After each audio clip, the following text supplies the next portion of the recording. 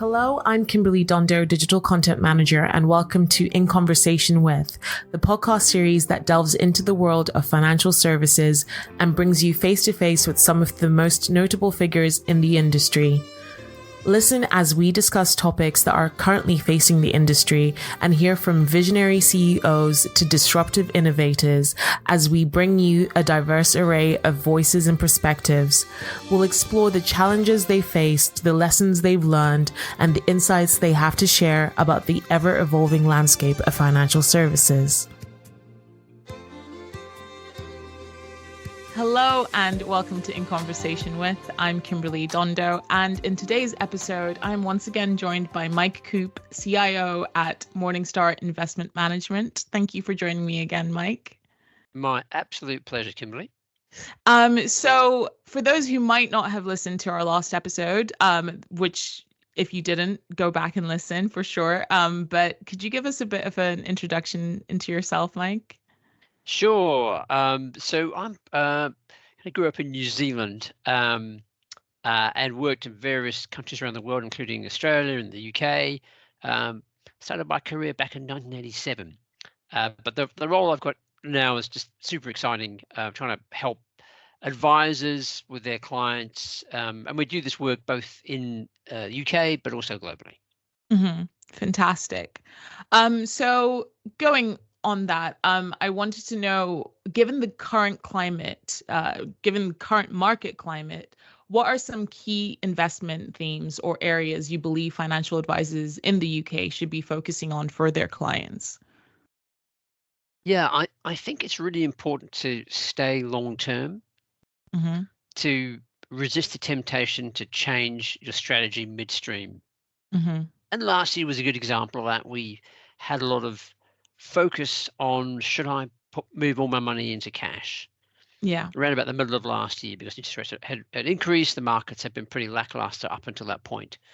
And anybody who did that missed out on what's been a pretty significant rise in the value of equity and bond markets since. So it's just a reminder to once you've got a strategy in place that's right for you, to stick to it. I think that's the first thing. I think the second thing is to kind of focus on what's important and knowable Mm-hmm. when it comes to investing. Generally speaking, politics isn't really one of those things. And secondly, even things like the next wiggle in the economic cycle, exactly how much interest rates will change next time they change, when that will happen, those things, it turns out people aren't really very good at forecasting. So I think try to focus on the fundamentals rather than these other things that are very attention grabbing, but aren't going to provide you with good insights on which you can build a strategy. And the third thing is, remember, there's always a right price for any investment. So valuation matters. Yeah. And with a technical recession looming or having already happened, what strategies can advisors use to help mitigate risk and protect their clients' portfolios? Yeah, I think obviously compared to 12 months ago, when there was a great expectation of a recession Mm-hmm. in the US and elsewhere, that just hasn't happened. So we've had weakening economic activity, and it all goes to show how tough it is to be able to forecast these things. So when we build portfolios, we think it's probably better to start off with the assumption that it's going to be hard to really forecast these things accurately. But what you need to have is investments which can perform in a variety of different economic environments, some of which might seem even quite implausible today. So in the case of recession, what we typically tend to find is the best time to buy assets that do well in recession, which is those assets tend to be things like bonds and defensive equities. The best time to buy them is when no one's thinking about a recession. It's when there's a boom on, and effectively that's what we've done previously. But those are the sort of assets, having a diversified multi-asset portfolio, high quality government bonds, and there are certain sectors like utilities, healthcare, consumer staples that perform much better and can reduce the impact of recession on your portfolio. Right. And how can advisors navigate the current inflationary environment and help clients make investment decisions while considering the impact of rising costs? So it's really a almost the other side of the coin from the last question in a way. Yeah. So the inflationary environment, well, firstly, don't forget that generally speaking, companies do have some degree of pricing power, and so equities do okay unless inflation is super high. Second thing is inflation-linked bonds are a good asset to hold as a bit of an insurance policy against extreme inflation. The issue there really is the extent to which central banks raise interest rates, but because they've already done that, there's less further for them to raise interest rates if there were another inflation. So we think inflation-linked bonds look pretty good. And as I mentioned, there are particular individual companies within equities that also have pretty good pricing power, and they can generally pass on any inflationary costs to their end clients. And so those things tend to be good things to have in your portfolio if you're getting inflation. And beyond market fluctuations, what are some unforeseen events or surprises that clients may encounter, and how can advisors prepare them for such scenarios? So by definition, unforeseen events and surprises are things that no one's really thinking about, or things that seem super unlikely to happen. I think it's really a case of thinking about clients being on a journey to meet their investment goals so they can fulfill their lifestyle aspirations. That is something that is with you your entire life. It changes as you go through different stages of life. And the goal of investment is to build up your assets and grow them so that over time you can reach those.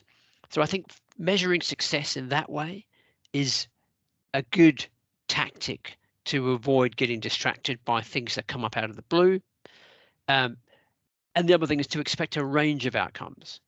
So markets fluctuate, and so your portfolio investments will fluctuate. But generally speaking, they'll be moving up over time. But there'll be some periods where they'll come back a bit, or perhaps rise a lot faster than usual. So trying to have that expectation, I think, and stay anchored on achieving the goal helps in not overly reacting to things that come out of the blue. And communication is also key in this. So what strategies can advisors employ to effectively manage client expectations and ensure they're comfortable with their investment plans even during times of volatility?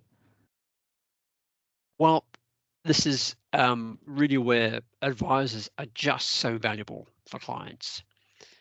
All those behavioral biases that we know we're all prone to, which generally don't help us when we're investing. So things like recency bias, where we tend to assume that what's happened to us is much more likely to happen in the future than it probably really is. Being overconfident, taking comfort in mass opinions, even if those opinions aren't actually right, and looking for things that confirm what we already expected. So because of that, advisors having regular contact with their clients to be able to put into perspective any events that are happening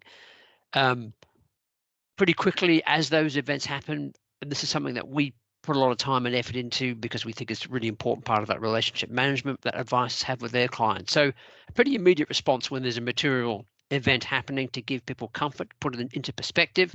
There's various mediums as well that people can deploy.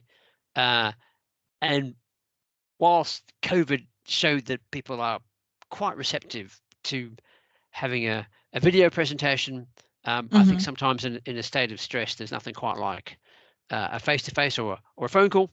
And there's many other mediums for people with different generations that work better for them in terms of the way that they receive information.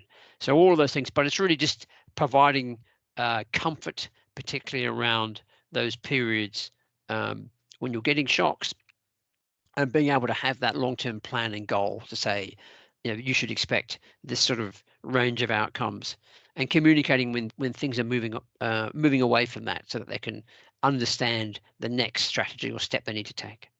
Yeah.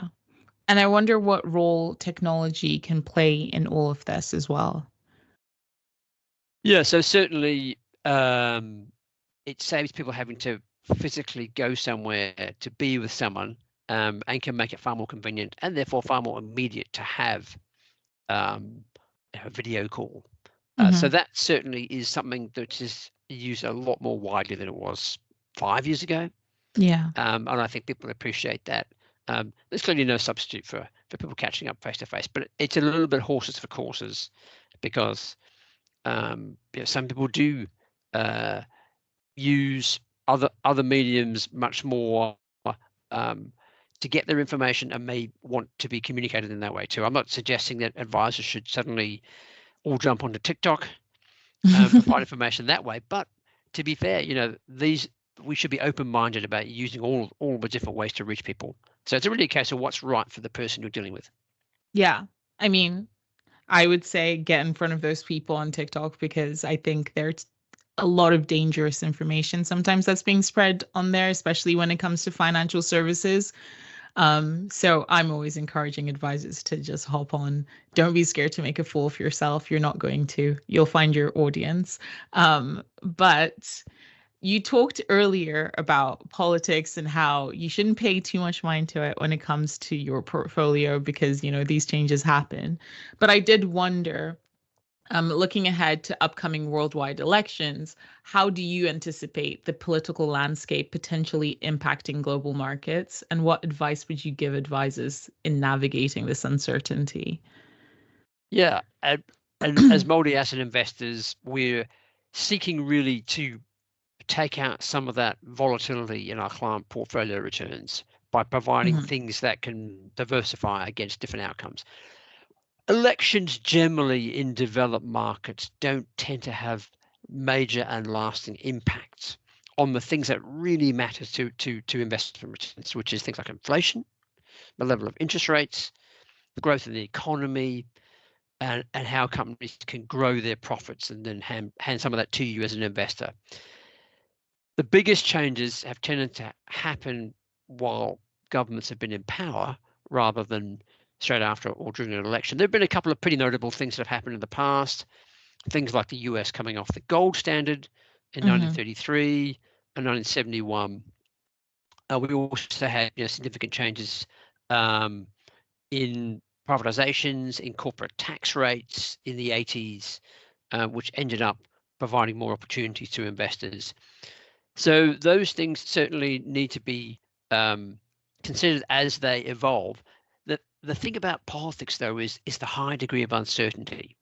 If you think back over the last 5 years, 7 years, the shocks include that Brexit happened at all, that Donald Trump was able to get elected the first time, that Putin invaded the Ukraine, and often it's just the way that politicians and policies evolve in response to circumstances.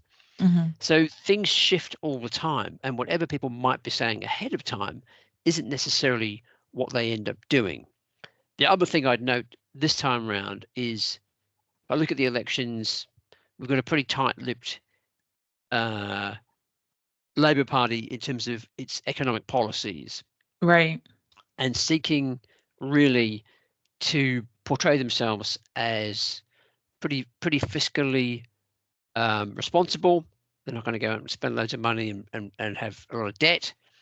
And that's a million miles from the sort of more extreme policy settings that we were hearing when Jeremy Corbyn was running the Labour Party.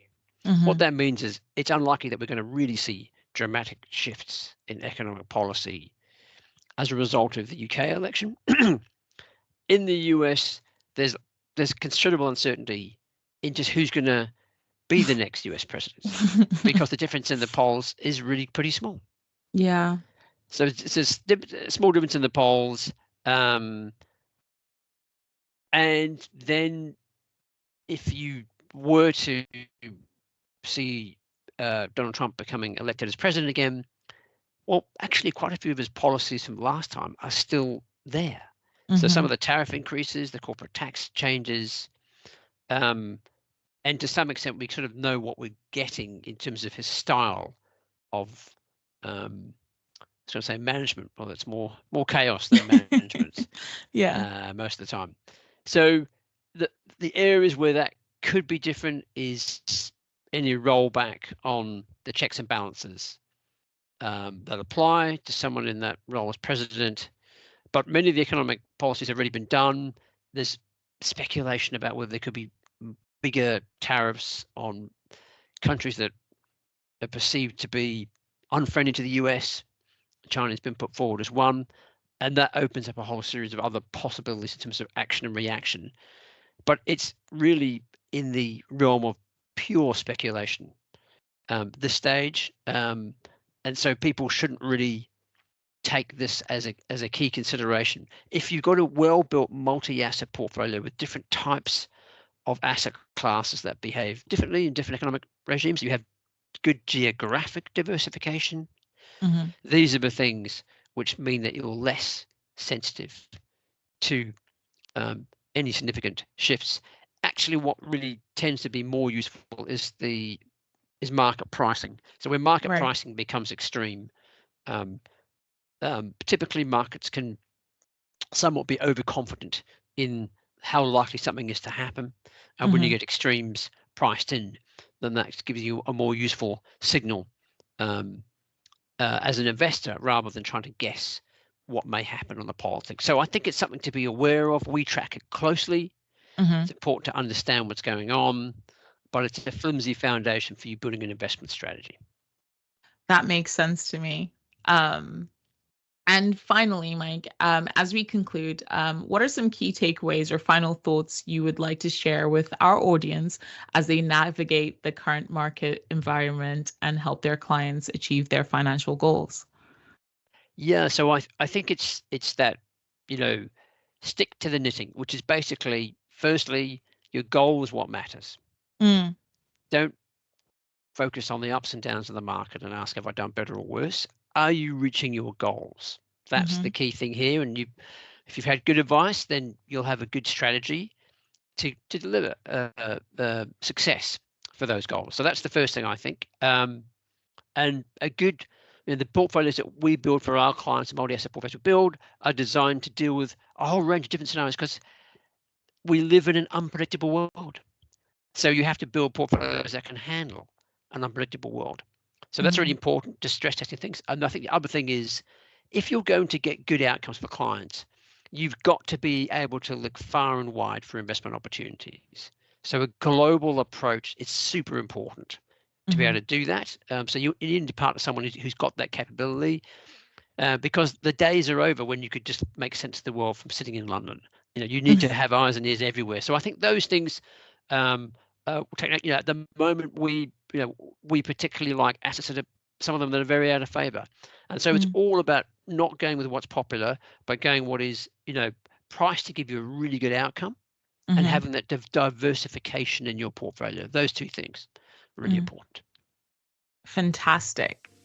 Well, once again, thank you for joining me, Mike. And I hope we can keep doing this on a yearly basis. And I look forward to speaking to you again. I'm sure we can, Kimberley. No, it's always a lovely opportunity to talk to you, and I hope we're able to help those who are dialing in, and I look forward to our next catch-up. Yeah. Thank you for listening to In Conversation With. We do hope that you enjoyed it. Please do keep up to date with all our new releases via Podbean, Apple Podcasts, Spotify, and everywhere else you get your podcasts from. You can also keep up to date with all our new content published on the Money Marketing website, as well as our print edition Money Marketing magazine. So make sure to subscribe. Follow us on Twitter, LinkedIn, Facebook, and Instagram. See you next time.